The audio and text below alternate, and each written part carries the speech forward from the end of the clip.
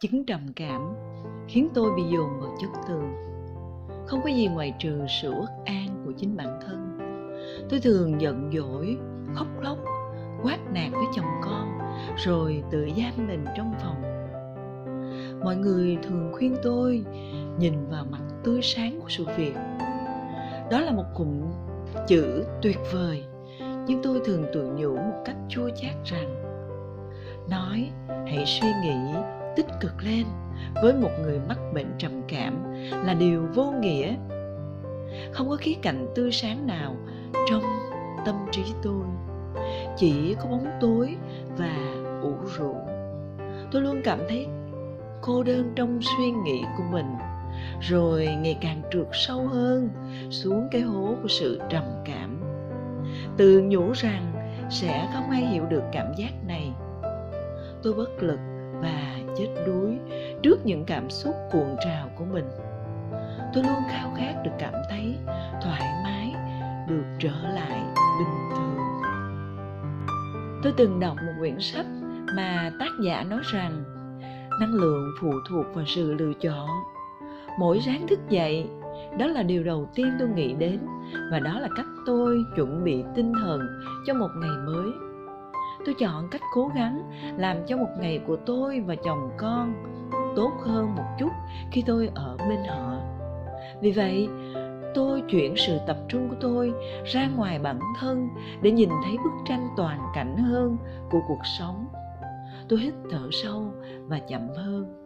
Mỗi ngày tôi cố gắng làm ít nhất một việc mang lại cho tôi niềm vui, như xem một bộ phim, sửa lại quần áo, nghe vài bản nhạc, đọc vài trang sách, nói chuyện với bạn bè.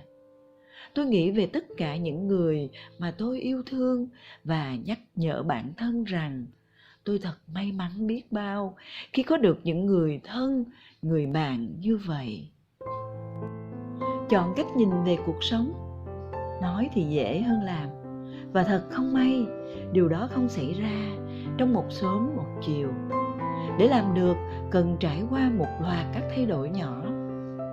Cách đây vài năm, trong quá trình trị liệu, bác sĩ tâm lý của tôi đã nói rằng tôi không nên kìm nén hoặc chống lại những cảm xúc tiêu cực. Bác sĩ so sánh nỗi buồn của tôi với một đứa trẻ đang khóc. Bạn sẽ phản ứng như thế nào khi thấy một đứa trẻ đang khóc? Câu trả lời là an ủi.